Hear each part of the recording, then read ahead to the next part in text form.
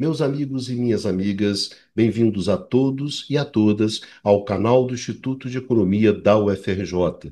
Eu sou Ronaldo Bicalho e esse é o Conversas sobre o Mundo Contemporâneo, uma mesa redonda que discute o que de mais importante está acontecendo atualmente no mundo. Nesse nosso programa de hoje, nós gostaríamos de conversar com vocês justamente sobre a participação do presidente Lula na Assembleia Nacional, na Assembleia Geral das Nações Unidas em Nova York. Muito se chamou a atenção sobre as questões políticas, geopolíticas envolvidas no discurso do presidente. Mas nós gostaríamos de conversar com vocês sobre aquilo que nós achamos sempre que a gente pode dar uma maior contribuição, que é a parte econômica. Evidentemente que no embate entre Lula e o Trump tem esse embate, ele tem uma dimensão política, ele tem uma dimensão geopolítica importante que muito se falou, mas também tem uma dimensão econômica muito importante, porque afinal o embate também é um embate sobre como deve evoluir a ordem econômica mundial. Então é justamente sobre essa face econômica do embate entre Trump e Lula e sobre o que significa, o que o Lula vai e defende em termos econômicos ali na Assembleia Geral das Nações Unidas, como como o Trump rebate isso e como entra ali os outros chefes de estados dentro dessa discussão. Exatamente esse é o tema dessa nossa conversa de hoje. E para conversar nessa nossa mesa redonda, estão aqui os membros tradicionais. Luiz Carlos Delorme Prado. Pradinho, bem-vindo a mais um Conversas, o Conversas de número 106. É sempre um prazer, Bicalho. Vamos nós. Vamos falar sobre o que aconteceu nesse embate entre Trump e Lula na ONU. Numa Mazati, meu velho amigo Numa Mazati, estamos aqui para mais uma intervenção, mais uma discussão sobre o que está rolando nesse mundão sem porteira, meu Deus. Diga lá, Numa. Isso mesmo. Vamos falar um pouco do Lula e, infelizmente, também um pouco do Trump, porque ele É, sempre acaba aparecendo. Bastianzinho, Eduardo Bastian. Diga lá, Bastian, mais uma rodada do Conversa. Boa noite. Vamos ao jogo, né? Vamos lá para a discussão. Afinal, o que tinha de econômico nessa discussão na Assembleia Nacional? Não, na Assembleia, estou com a cabeça de Assembleia Nacional, na Assembleia Geral das Nações Unidas. Pradinho, eu vou começar com você. Começar com você para você dar o pontapé inicial. O que rolou ali? O que representou em termos econômicos o discurso do Lula, o discurso do Trump, a intervenção dos outros chefes de Estado, o que estava ali em jogo, o que estava ali rodando ali em termos econômicos naquela discussão, naquele embate, naquele enfrentamento. Vamos lá, Bicalho. Mas deixa eu começar dando um pouco de historiador, porque sempre as pessoas perguntam, afinal de contas, por que o Brasil é o primeiro a falar na abertura da Assembleia Geral das Nações Unidas? Na verdade, apenas dois países têm a ordem determinada, que é Brasil e Estados Unidos, e os outros não é tão rígido assim o sistema. Isso remonta, na verdade, ainda antes da criação, a 44, quando se discutia a criação da ONU. Houve uma reunião chamada Conferência do Bretton Woods, onde foi discutido quais os países deveriam fazer parte do Conselho de Segurança das Nações Unidas. E naquela época, o Roosevelt defendia um sexto país fora dos cinco, que seria o Brasil, que era o principal aliado americano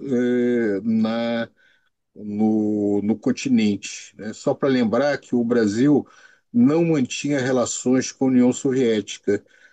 desde a da Revolução Comunista, o Brasil fechou sua embaixada na União Soviética, e a União Soviética não tinha embaixada no Brasil, principalmente depois do assim chamado intentona comunista de 35, essas relações ficaram mais difíceis e quem acaba vetando a participação do Brasil vai ser a União Soviética e também os ingleses não vinham com bons olhos, que entendiam que seria mais um voto pró-Estados Unidos. No início, então, da Assembleia, que em vez de ser os Estados Unidos o primeiro a falar, já que a sua posição já era uma posição especial, foi dado ao Brasil essa posição. Isso se manteve ao longo do tempo, com algumas diferenças, mas principalmente a partir da década de 50 essa posição foi mantido de maneira mais ou menos de maneira constante, né? Se consolidou essa posição, sendo o que levou o Brasil a sempre fazer nessa abertura algumas considerações mais gerais, menos específicas. Se pega ao longo do período, tem algumas gestões mais pró-americanas, outros mais afastados, mais pró-sul global, vai depender do período.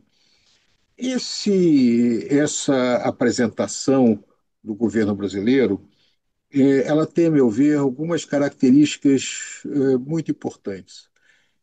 Primeiro, porque ela, fora o fato de ter sido muito bem escrito, muito amarrado, ele apresenta quase que uma relação do que seria importante para impedir a desestruturação da ordem internacional, a ordem política, mas a ordem econômica, que é o nosso principal ponto aqui, que está sendo promovida principalmente pelos Estados Unidos, que é e que foi o principal ator da construção dessa ordem, e que foi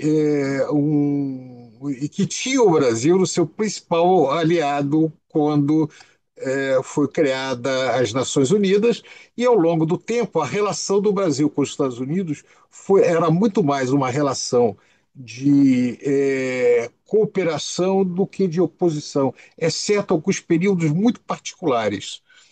Então, essa posição do governo brasileiro, o discurso do Lula, se contrapondo quase ponto a ponto da desorganização da ordem internacional, meu juízo, muito interessante. A impressão que eu tenho é que isso vai ser motivo de algum estudo e reflexão depois, porque ele acaba servindo também de contraponto à apresentação do Trump, depois do governo americano, que até por ter feito um discurso muito desordenado, contribui para esse cenário. Então vamos começar. Eu vou trazer alguns pontos, eu não vou trazer todos, porque senão eu vou falar muito tempo, mas ele começa falando sobre multilateralismo, que o multilateralismo está em xeque. Ora, as Nações Unidas é uma instituição multilateral por excelência. Cada país um voto, embora tenha o Conselho de Segurança, que tem poder de veto. Então ele fala, a autoridade dessa organização está em xeque. Assim assistimos à consolidação de uma desordem internacional marcadas por seguidas concessões à política do poder. Ora, as Nações Unidas foi criada justamente para evitar a desordem internacional que se marcava por políticas do poder. Depois ele fala sobre a questão da soberania, um dos princípios do direito internacional que foi colocado na ONU é a ideia de que os países são soberanos, que, em princípio, eles têm autonomia nas suas esferas de poder, que intervenções na soberania elas só seriam justificáveis em situações muito excepcionais, normalmente associadas a questões de direitos humanos. Então, tem uma série de princípios. Então, ele fala atentados à soberania, sanções arbitrárias e intervenções unilaterais. Ora, sanções é outra princípio de direito que é muito estruturado, tem regras muito claras dentro no âmbito das Nações Unidas. E só o Conselho de Segurança pode, na verdade, determinar, em última instância, sanções, porque é ali onde qualquer grande potência pode vetar essas sanções, e quando elas são feitas, elas se transformam em sanções ilegais. E ele continua: existe um paralelo entre a crise do multilateralismo e o enfraquecimento da democracia. Ele traz adiante a questão social, a crise do direito internacional. Veja, durante muito tempo, os países do centro capitalista falavam em mundo baseado, uma ordem baseada em regras, não no direito internacional. Então, aqui ele volta a falar em direito internacional. É, Fala de que, apesar de ataques sem precedentes, o Brasil opta por resistir e defender a democracia. A gente já sabe dessas discussões, mas aí ele traz para a questão econômica mais uma vez, que democracia pressupõe redução de desigualdades, direito à alimentação, à segurança, a trabalho, à moradia, critica a ideia de culpar os migrantes pela mazela do mundo, dizendo que a pobreza é inimiga da democracia e levantando a questão da fome. É, Defende a agenda de redução dos gastos com a guerra e aumento da ajuda ao desenvolvimento, do alívio à dívida externa dos países mais pobres, em especial da África. E um ponto muito importante, que é a tributação global dos super ricos. Ah, é, e a regulação da internet. A internet não pode ser uma terra sem lei, que é outro ponto fundamental na disputa atual, que é quase o oposto da posição americana, que é fortemente apoiada pelas grandes big techs, né? Então ele fala: regular não é restringir a liberdade de expressão, é garantir o que já é legal no mundo real seja tratado no ambiente virtual. Tem uma série de outros pontos que eu prefiro colocar: a questão ambiental, emissão de gás em outro momento, de gás de efeito estufa, né? Para que a gente tenha tempo de debater. Mas eu queria rapidamente também pegar a apresentação do Trump como uma espécie de um contraponto. É muito curioso que ele começa reclamando do teleprompter, que é aquele aparelho onde você lê o discurso. Então ele diz que ele vai falar de improviso porque o teleprompter não está funcionando. E pela a maneira caótica que ele fala, parece que está falando mesmo de improviso.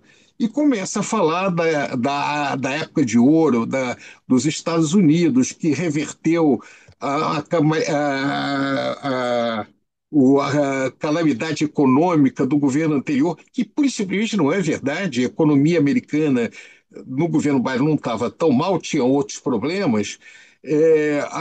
Fala do ressurgimento da indústria nos Estados Unidos, que também não é verdade, e faz um contraponto dizendo que nos 4 anos do Biden foi investido menos de 1 trilhão de investimentos novos, e que ele já tinha garantido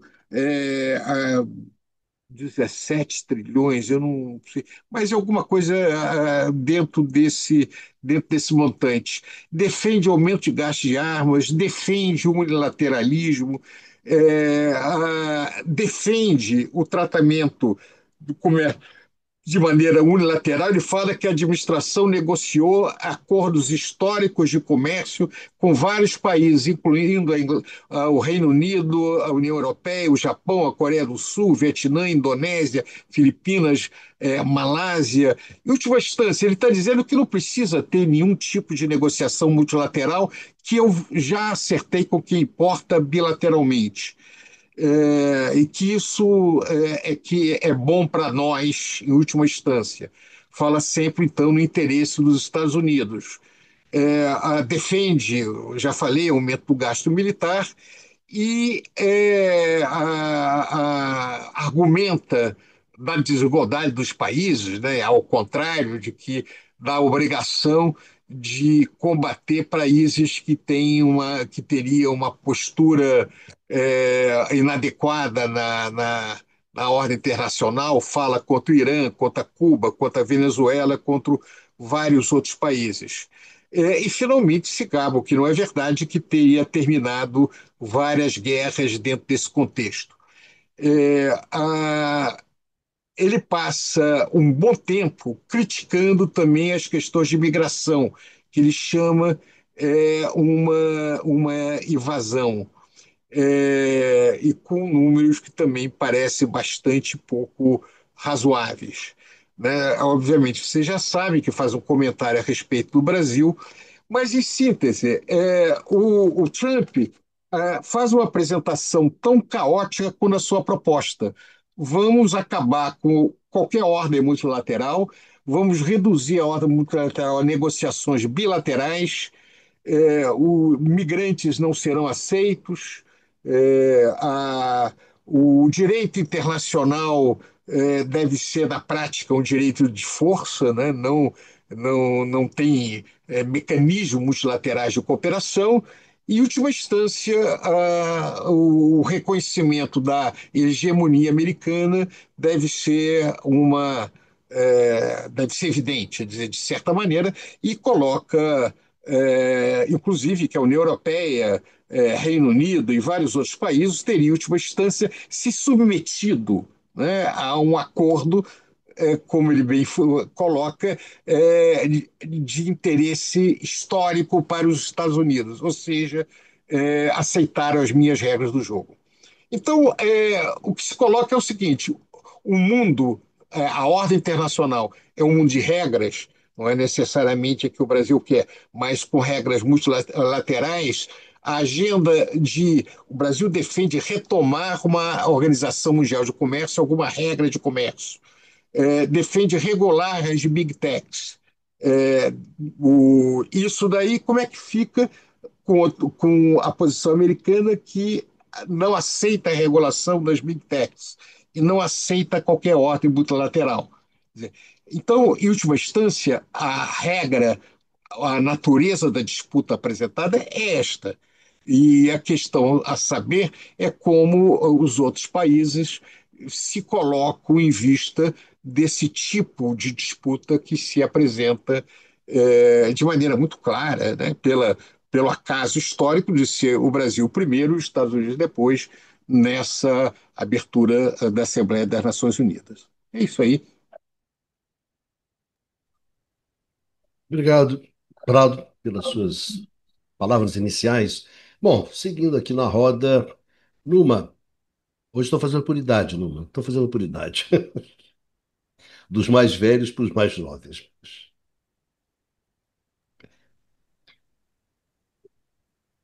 Sim, então, se eles for, bom, um discurso que já foi comentado pelo Luiz Carlos, né, aponta em particular, tem um momento onde o presidente Lula diz o seguinte: a comunidade internacional precisa rever as suas prioridades, reduzir os gastos com guerras e aumentar a ajuda ao desenvolvimento. Então, vou comentar esse primeiro elemento, depois vou continuar a lista. São três elementos principais que ele coloca. Depois, ele fala da necessidade de aliviar o serviço da dívida externa nos países mais pobres, particularmente os africanos. E, finalmente, ele fala sobre a necessidade de definir padrões mínimos de tributação global para que os super ricos paguem mais impostos que os trabalhadores. Bom. Vamos pegar o primeiro elemento, que é a questão da redução dos gastos militares. Infelizmente, como a gente já colocou em muitos programas, não é exatamente o rumo que está tomando o mundo. Pelo contrário, né? A tendência de aumento dos gastos militares é uma tendência geral e a conflitosidade crescente que a gente observa no mundo, né? Que seja em termos geopolíticos, em termos econômicos, faz com que não parece ser algo que vai acontecer, tá? Então eu acho que nesse ponto, mesmo se é louvável, né, tentar defender essa posição, né, ela não me parece muito realista em relação ao que está acontecendo, tá? A questão da ajuda ao desenvolvimento, esse é outro ponto que a gente comentou muito, tá?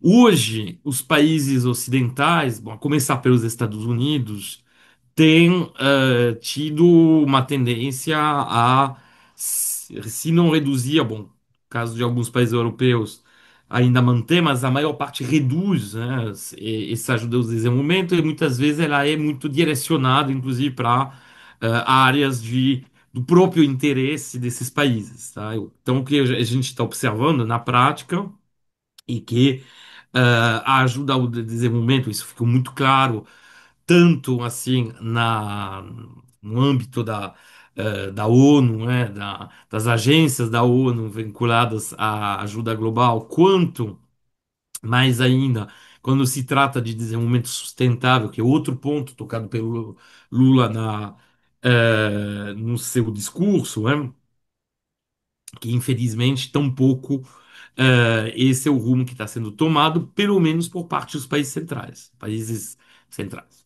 ocidentais. Aí, nesse sentido, o que a gente está observando é, como a gente já falou em muitos programas, que a China está assumindo uma parte do que né, da ajuda ao desenvolvimento hoje em dia e da ajuda. Ela é responsável pela maior parte, na verdade, da ajuda sul-sul, né?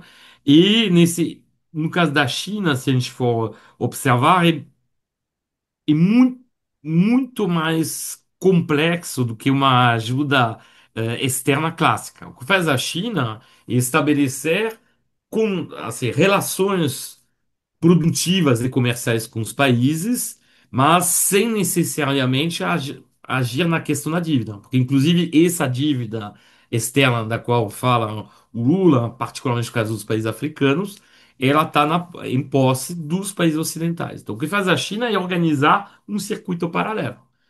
Então, tipicamente, muitos países africanos, por exemplo, têm assinado acordos com a China, onde você tem investimentos diretos chineses, você tem intervenção, tem, por exemplo, o financiamento e a construção de infraestruturas.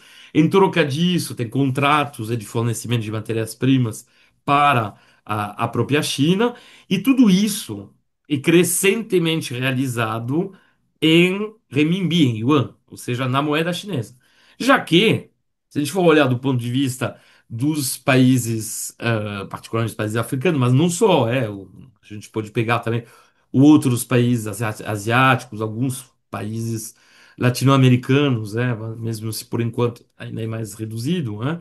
Uh, Se a gente for pensar para os países, por exemplo, vamos ficar com o caso dos países da África subsaariana, é muito mais interessante receber renminbi, um yuan, enfim, para evitar que uma parte desse dinheiro, desses fundos, sejam desviados para reembolsar a dívida internacional, sendo que esses países compram hoje a maior parte dos seus bens manufaturados, dos bens industriais, que sejam bens de consumo, bem de consumo durável, da própria China, tá?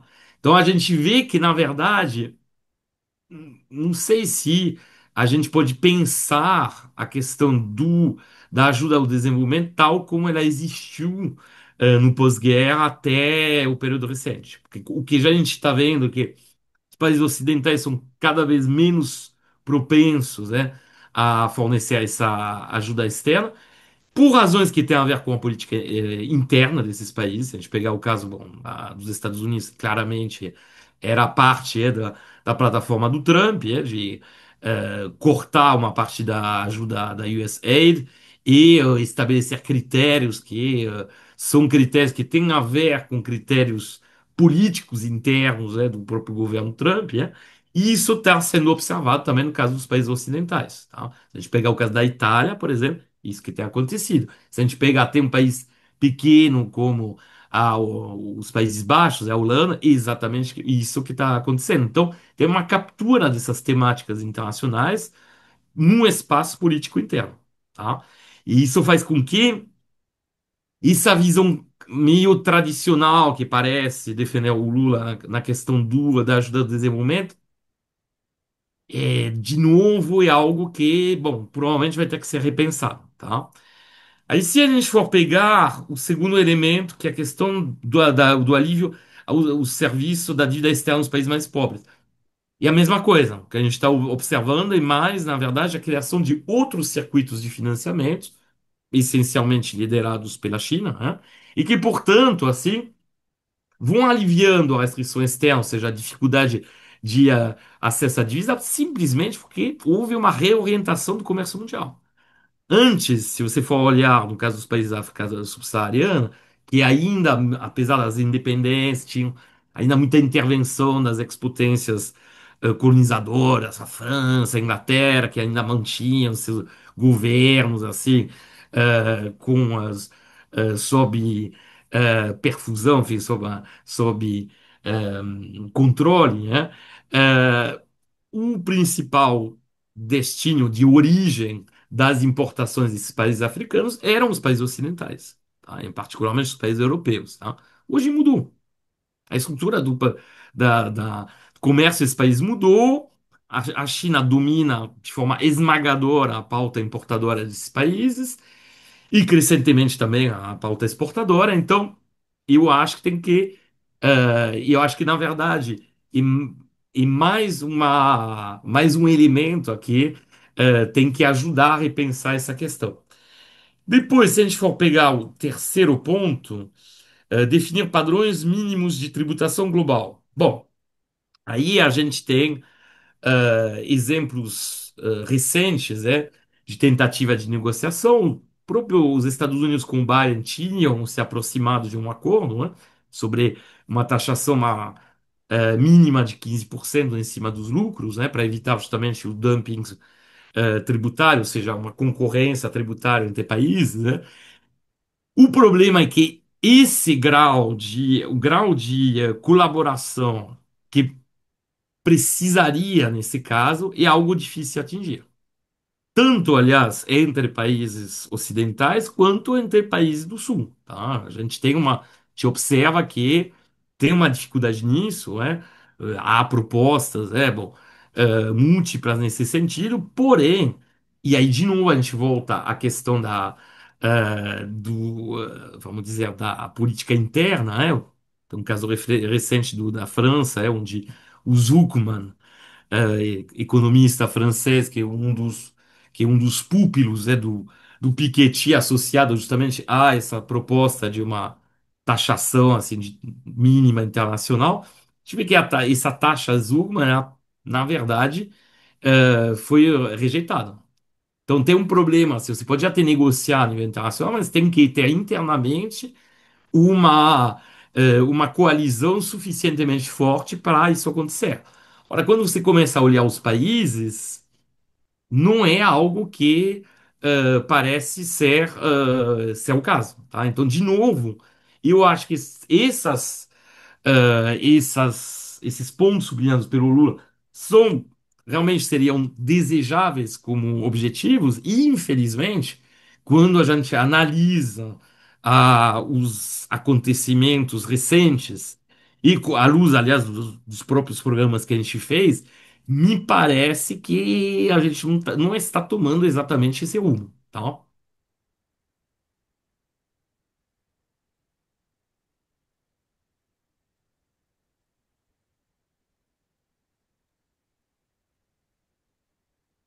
Sem som. Acho que você está mutado, Bicalho. É que o Numa terminou assim de uma forma tão abrupta, tão ponto, que até tomei um susto dizer. Bastanzinho, Bom, eu começaria fazendo uma observação, uma ressalva, né? É que se efetivamente há um embate, né? Há um embate aqui de visões entre Lula e Trump, a gente tem que relativizar também a ideia do embate, né? Porque não é uma disputa entre iguais, né? No sentido que os Estados Unidos são a potência hegemônica, né? E o Brasil é um país, digamos, bem mais fraco, né, na arena internacional, vulnerável por uma série de aspectos. Tá? Mas é interessante porque num momento, né, de fraqueza, né, da ausência de lideranças no mundo ocidental, tá, de figuras fracas, né, em países em que poderiam, em que possivelmente haveria essas lideranças, o Lula tem, de certa maneira, encarnado, né, essa posição de defesa de uma agenda, tá, de uma visão de mundo que vem sendo disputada, né, combatida pelo Trump, né, e por governos mundo afora, tá, com uma orientação similar. Mas, evidentemente, em sendo o Trump mandatário, né, o presidente da principal economia do mundo, né, do país mais poderoso do mundo, isso, quer dizer, o Trump e os Estados Unidos têm um papel, têm uma posição, né, preponderante. E, bom, que agenda, né, que seria essa, tá? E, na verdade, o Luiz Carlos e o Numa já falaram sobre ela, né? É uma agenda, né, que o Lula defendeu de defesa do multilateralismo, tá? Enfim, e de medidas sociais, né, de ajuda externa, tá? Por exemplo, para países africanos, países mais pobres. E o Trump, na verdade, ele nos seus discursos, não exclusivamente nesse discurso na ONU, mas nos seus discursos e nas suas atitudes, né, ele tem justamente minado, né, esse sistema, né, em particular baseado no multilateralismo, tá? E aqui é um aspecto interessante que a gente já destacou em outros programas, é que essa ordem, né, baseada no multilateralismo, ela foi montada pelos próprios Estados Unidos, tá? Pelos próprios estadunidenses, no pós-Segunda Guerra Mundial. Então, que seria um aspecto curioso, né, talvez para alguns surpreendente, é que os Estados Unidos estejam minando, né, algo que eles próprios construíram. Tá? Mas não é, na realidade, não é surpreendente. Tá? É porque quando esse sistema foi construído, era conveniente para os Estados Unidos. Né? Na saída da Segunda Guerra Mundial, os Estados Unidos eram definitivamente a economia mais forte do mundo capitalista. Né? E essa posição, né, ela foi reafirmada e aprofundada nos anos 90, né, quando o mundo socialista ruiu, né, com a queda do Muro de Berlim e a implosão da União Soviética, final dos 80, comecinho dos 90. Tá? Isso vai se traduzir, inclusive, né, justamente numa reafirmação dessa ordem multilateral, por exemplo, com a criação da Organização Mundial do Comércio nos anos 90, tá? Com os acordos ligados à propriedade intelectual, tá? Tudo sob a liderança dos Estados Unidos. Tá? Mas a partir do momento que há um desafiante, né, como a China, tá? O sistema já não é tão favorável e coloca os Estados Unidos numa situação desconfortável. E o que o Trump tem colocado, na verdade, é uma posição do manda quem pode, obedece quem tem juízo, né? Quer dizer, então agora eu não quero mais uma ordem, tá? Eu vou usar nas negociações bilaterais e de métodos coercitivos em relação aos meus parceiros, tá? Em particular, o acordo com os antigos aliados dos Estados Unidos na Europa foi um acordo com muitas concessões da parte dos europeus, tá? É, eu chamaria atenção só para mais alguns poucos aspectos, tá? Um é que, bom, uma curiosidade que, por exemplo, uma reportagem da BBC, né, chamou esse discurso do Trump na ONU, né, da seguinte maneira, qualificou da seguinte maneira: para seus apoiadores vai ser visto como trumpismo em estado bruto, para seus críticos, trumpismo fora de controle.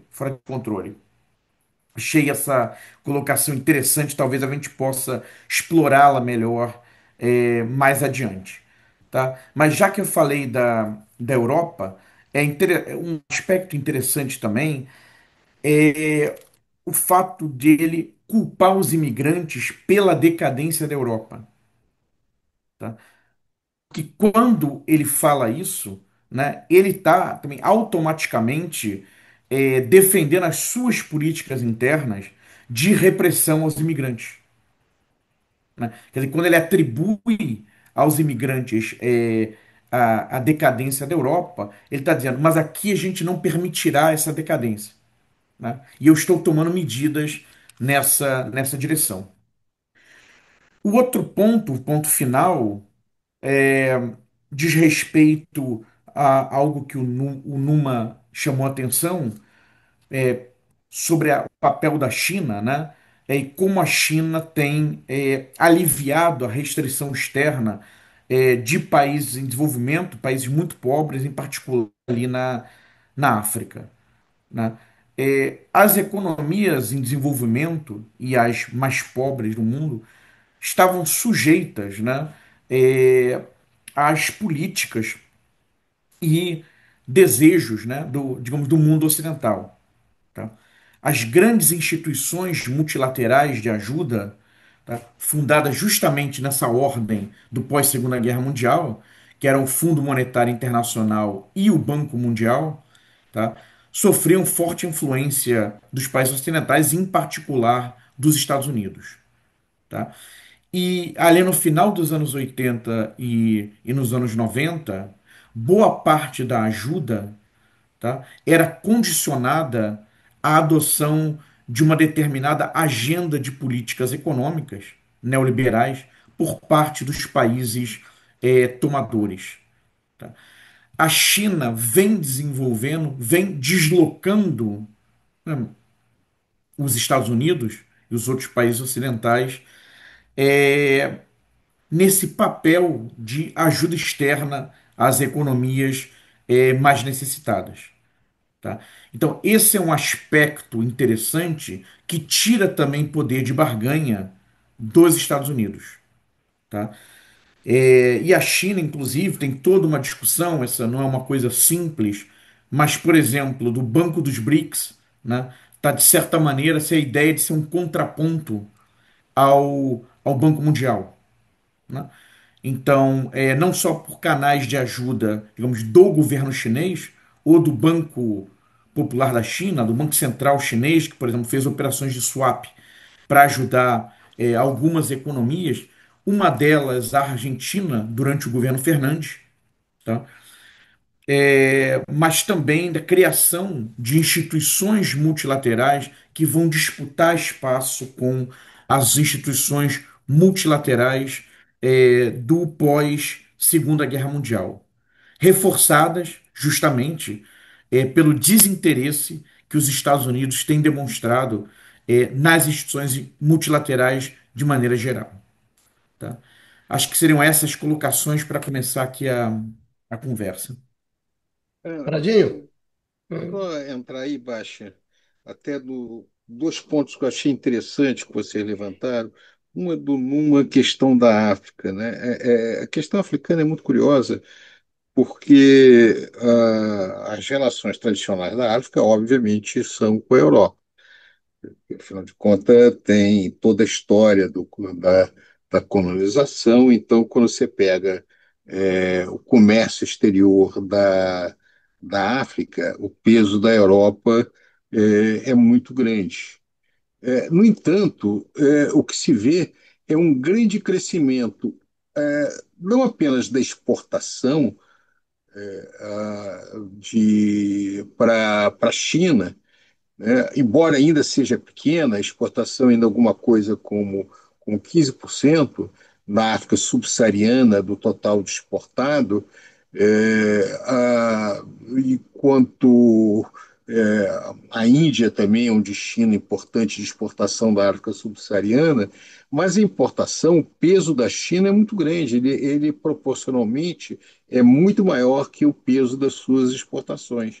Isso também tem a ver com o tipo de relação que a China vem tendo com a África subsaariana, ou seja, de facilitar e dar crédito. Quer dizer, na medida que os Estados Unidos e a Europa se retiram, dão menos crédito, menos ajuda ao desenvolvimento, esse espaço vem sempre. Na Guerra Fria, a União Soviética entrava. No mundo pós-Guerra Fria, a China avança. Bem, mas a China avança para quê? Quais são os interesses? Bem, é claro que a África subsaariana tem um espaço potencial em termos de commodities, né? Pega os principais produtos de exportação da África subsaariana, você vai ter petróleo, vai ter ouro, vai ter cobre, vai ter gás natural. Ou seja, o peso das matérias-primas é muito grande. E potencialmente também a África pode ampliar muito a parte de agricultura, né? Embora as condições climáticas e de terreno não sejam tão boas quanto em outros lugares, mas hoje tem tecnologia que pode enfrentar parte desses problemas, então é também uma reserva dentro desse sentido. Então, a certa retração econômica da Europa e dos Estados Unidos, como não existe espaço vazio, né, abre espaço para outras potências entrarem dentro desse cenário. O outro ponto é a questão da importância ou não do papel do Brasil nas relações internacionais. Eu concordo, acho que o Baixa tocou no ponto, obviamente, não se trata de uma polarização Brasil e Estados Unidos, não faria sentido. A economia americana é muitas vezes maior do que a economia brasileira. Mas o Brasil, ele tem, na verdade, ele historicamente funciona como porta-voz dessa coisa pouco definida, né, de países em desenvolvimento, emergentes e vários outros.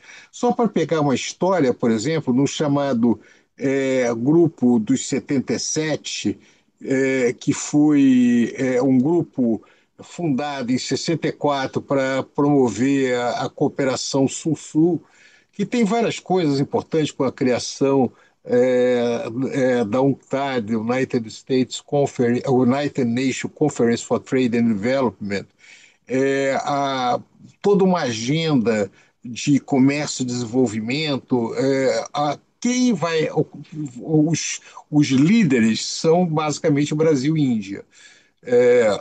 O grupo 67, 77 é porque depois, no período de descolonização, entram na ONU um grande número de países em desenvolvimento, em especial países da África subsaariana, e isso se organiza como um grupo dentro da ONU,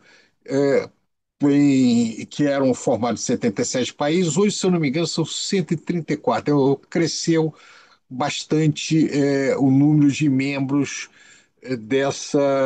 desse grupo, que passa a ter um papel em torno disso. O México, por exemplo, não está, pela sua tradicional relação com os Estados Unidos, ele está fora. A China era um membro original, mas a China não tinha, principalmente na época da fundação em 64, representação na ONU. Quem representava a China era Taiwan, né, durante até a década de 70, então ela não vai ter importância dentro desse cenário. A Arábia Saudita, que poderia, pela sua importância e energia, que faz parte desse grupo, sempre foi próximo aos Estados Unidos, tinha uma postura baixa. Aí outros países, como Cuba, não teria dimensão para poder fazer isso. Obviamente, a União Soviética era a grande potência, não estava nesse cenário. Então, o falar em nome de outros é o que dá força a países médios como o Brasil dentro desse cenário. Eu acho que, Baixa, eu concordo integralmente com você, é o seguinte, se você tivesse lideranças mais importantes, né? De outros lugares, a própria Índia, né? O Modi não é uma figura internacional, é um cara de direita, defende uma agenda nacionalista estreita, hindu, dá uma certa proteção a situações de violência interna na Índia, então hoje não é uma figura importante. A África do Sul não tem nenhuma figura que se destaca nesse processo. Uma figura interessante é o primeiro-ministro da Malásia, mas a Malásia não é Brasil. Então, faltam na periferia. A China deixou de ser periferia, hoje disputa a hegemonia. Então, de certa maneira, essa situação caiu no colo do Brasil, que tem talvez o presidente brasileiro de maior expressão internacional que eu me lembre. O Getúlio Vargas, por exemplo, que é muito importante do ponto de vista doméstico, a sua relação interna foi muito hábil na negociação, né, entre Alemanha e Estados Unidos antes da guerra, mas não tinha nem maior pretensão dentro dessa esfera, né? Era muito mais um país auxiliar, aliado americano na parte hemisférica. Juscelino também não, né? O Juscelino enfrenta o FMI, ele tem problemas de questões domésticas, mas não tem esse papel. Quem tentou fazer alguma coisa nesse sentido, curiosamente, é o Jânio Quadros, no seu breve governo. Mas o Jânio Quadros era aquela coisa caótica, também não tinha uma estratégia muito clara sobre isso. O Jango, que tinha possibilidade, era um governo fraco nas condições específicas do Brasil. E no período militar, quem se destaca vai ser o governo Geisel, com uma tentativa de radicalizar o processo de desenvolvimento nacionalista e avançar para alguns setores, inclusive confrontando os Estados Unidos dentro desse cenário. Com o Brasil, depois do fim da ditadura, quem potencialmente poderia ter essa expressão foi Fernando Henrique, porque Fernando Henrique já era um intelectual de prestígio internacional quando ele assume a presidência da República. Mas o Fernando Henrique nunca conseguiu ter a projeção, né, embora fosse de longe o mais qualificado intelectualmente, formação, o presidente da história do Brasil, ele não teve esse papel internacionalmente e ele aceita, no caso brasileiro, ser um coadjuvante na ordem internacional, trazendo para o Brasil a aplicação de uma política neoliberal, no qual ele não tem uma postura crítica, né? Embora ele tenha produzido uma obra importante sobre teoria da dependência com o chileno Enzo Faleto, né, a sua gestão foi aprofundamento dessa dependência na relação bilateral com os Estados Unidos. Você pega os próprios governos, né, no período posterior, é, pega Dilma, que foi uma presidente também do PT, não era uma pessoa que tinha preocupações nem ambições na esfera internacional. O Lula, e é gozado, ele fala isso em algumas entrevistas. O PT, desde o início, tinha relações com o movimento sindical europeu e americano. Então, desde o início da criação do PT, a agenda trabalhista passava pela negociação das grandes centrais sindicais nos Estados Unidos e na Europa. Então, o Lula, de certa maneira, ele tinha um traquejo nessas relações internacionais que nenhum outro presidente do Brasil teve. E em cima de temas econômicos, porque o que se discutia na área trabalhista, na área das relações é, a- do, com as centrais sindicais eram questões de trabalho, eram questões econômicas, em última instância, né, de direitos de trabalhador e várias outras coisas. Então, eu acho assim muito curioso esse cenário, e o meu ponto é o seguinte: é claro que o discurso de Lula é um discurso idealista, né, em oposição a uma visão realista, né? Não é aqui o mundo tal como ele é um mundo tal como eu desejo.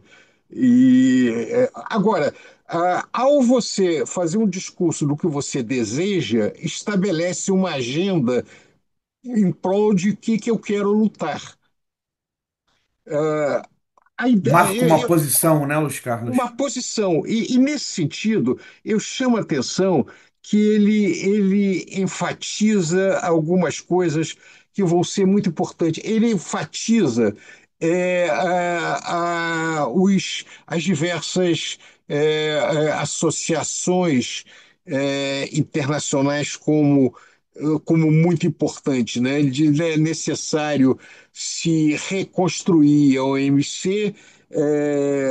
Ele vai chamar a atenção que ele dá muita importância para a União Europeia, para os BRICS, para a ASEA, para a CELAC, para todas as formas de, de cooperação, de coalizão de países, em oposição à ideia de um mundo formado por unidades isoladas, onde o jogo é um jogo de força. Então, as posições estão claramente colocadas, né? A única coisa que me chamou a atenção na relação dessas organizações ou tratados internacionais que ele coloca a CELAC, quer dizer, a cooperação dos países da América Latina e do Caribe, mas, curiosamente, ele não cita o Mercosul. É, Nada em diplomacia é por acaso, né? A crise atual do Mercosul, para mim, ficou muito manifesto na ausência desse colher. Ele fala assim: o Brasil confere crescente importância à União Europeia, à União Africana, à ASEAN, que é a Associação dos Países do Sudoeste da Ásia, né? A CELAC, reúne os países da América Latina e do Caribe, aos BRICS e ao G20, né? Então, é interessante chamar a atenção desse cenário. Então, o que eu vejo é que, de certa maneira, os desenhos do que nós vamos ter de disputa daqui para frente estão adequadamente traçados nesses dois discursos, né? No conteúdo e na forma, né? Uma forma organizada, idealista, no caso do lendo bonitinho, né, no caso do Lula, e uma forma desorganizada, o teleprompter está quebrado, eu falo o que me dá na telha, eu comento sobre o Brasil, isso que eu gostei do Lula, que abre, obviamente, algum espaço de negociação. Provavelmente, a gente discutindo essas coisas, sempre alguém vai perguntar: e aí, o que vocês acham dessa história da indicação do Trump de falar sobre o Lula? Eu vou dar a minha impressão: nada é por acaso nessas esferas internacionais. Mesmo alguém tão caótico como Trump, muito provavelmente por trás disso tem alguma estratégia de negociação.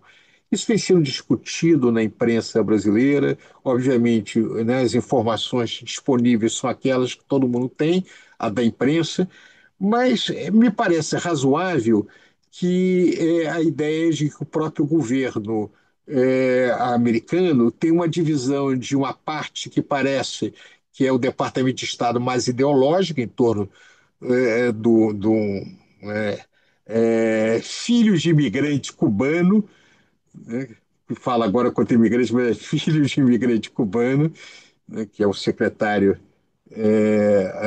do Departamento de Estado, que trata da diplomacia, etc., e o Tesouro, que tem interesses econômicos, e o próprio USTA, United States Representative, que é a agência que negocia questões comerciais.